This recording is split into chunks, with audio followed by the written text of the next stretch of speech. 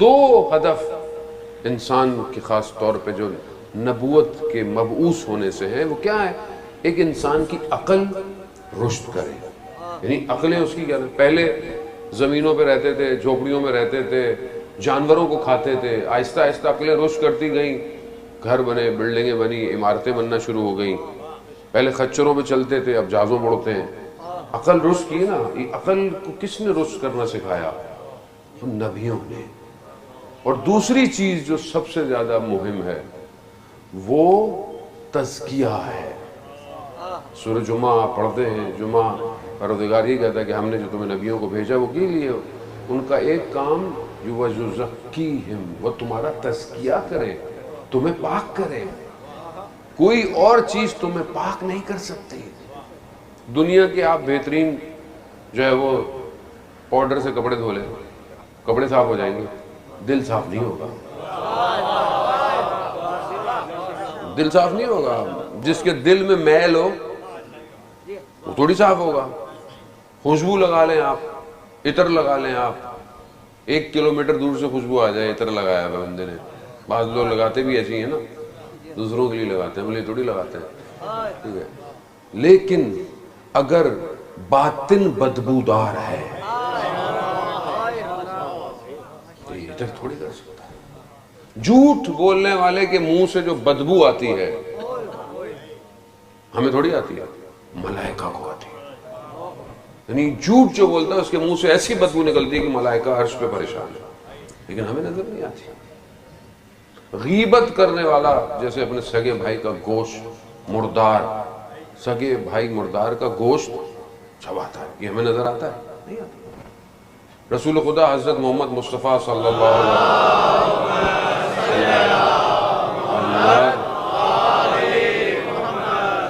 رسول کی خدمت میں خاتون آئی، کہا روزے سے، رسول خدا نے کہا افطار کر لو، کوئی فائدہ نہیں روزے کا۔ کہا کیوں؟ کہا تم نے جو ہے وہ کھایا ہے۔ کہا کہ غیبت کی ہے۔ غیبت کی یعنی تم نے سگے بھائی کا مردار کا گوشت کھایا ہے، اور باقاعدہ الٹی آئی اور گوشت باہر آیا۔ یہ ہم نہیں دیکھ سکتے، ہمیں تو نہیں پتا۔ اس لیے تو کہتے ہیں روزہ تمام اعضاء کا روزہ ہے، یعنی انسان کا روزہ صرف یہ نہیں کہ آپ نے بھوک اور پیٹ، نہ، آنکھوں کا بھی روزہ ہے، زبان کا بھی روزہ ہے، کان کا بھی روزہ ہے، حتیٰ ذہن کا بھی روزہ ہے۔ روزے میں کیا ہوتا ہے؟ آدمی پرہیز کرتا ہے کسی کھانے سے، پینے سے، ذہن ہر وقت سوچتا رہتا ہے، یہ بھی سوچ لو، وہ بھی سوچ لو۔ اچھا وہ کہتا ہے بھئی برائی سوچنے سے برائی تھوڑی ہوتی ہے، اسلام نے ایک گنجائش دی بھی نا، آپ برا سوچیں، برا نہ کریں، گناہ نہیں ملتا، لیکن روح پہ اثر پڑتا ہے۔ برا سوچتے رہو، روح اثر انداز ہے۔ اب یہ کون بتائے گا کہ انسان کے اندر بیماریاں کون سی، اور کون سی دنیا کی لیب ہے کہ جہاں آپ کا ٹیسٹ کرایا جائے اور پتہ چلے کہ یہ منافق کتنا ہے؟ کوئی نہیں بتائے گا۔ خدا نے کیا دیا؟ بولا ایک نام ایسا ہے، لے لو، مومن منافق کی پہچان پتہ چل جائے گی۔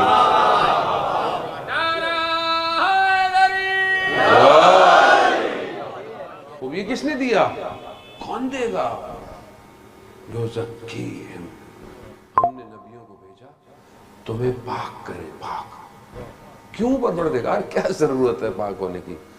کہا یہ دنیا کچھ نہیں ہے، یہ تو امتحان ہے تمہارا۔ اصل تو وہ ہے جہاں تم نے ہمیشہ رہنا ہے، اس کے لیے تم کیا کر رہے ہو؟ اسی کے لیے پروردگار نے اتنی زحمتیں ہمارے لیے، نبی آئے، ہر دور میں نبی آیا۔ کیوں؟ کیونکہ خالق اپنی مخلوق سے محبت کرتا ہے، وہ نہیں چاہتا کہ یہ جہنم کی آگ میں جلے۔ وہ تو بہانوں سے ہمارے گناہوں کو معاف کرنے کو تیار ہے۔ کوئی کہتا ہے اتنے گناہ ہو گئے، اتنے گناہ ہو گئے، بھائی جتنے بھی ہو گئے، اگر تم سچے دل سے توبہ کرتے ہو، خدا توبہ کو قبول کرتا ہے۔ خدا محبت کرتا ہے، ان اللہ یحب التوابین، توبہ کرنے والوں سے محبت کرتا ہے۔ خوب یہ دنیا کی کوئی بھی یونیورسٹی اور دانشگاہ انسٹیٹیوٹ آپ کے نفس کی تربیت نہیں کرے گا۔ آپ کو ڈاکٹر بنا دے گا، انجینئر بنا دے گا، سائنٹسٹ بنا دے گا، سارے کام کر دے گا، انسان نہیں بنائے گا۔ انسان بننے کا فارمولہ صرف اللہ نے اپنے ہادیوں کو دے کے بھیجا۔ جتنے اللہ کے ہادی تھے انہوں نے یہ نہیں کہا کہ بلڈنگیں بناؤ، یہ بناؤ، وہ بناؤ، رشد کیا عقلوں کو۔ مگر مولا کائنات حضرت علی ابن ابی طالب علیہ السلام،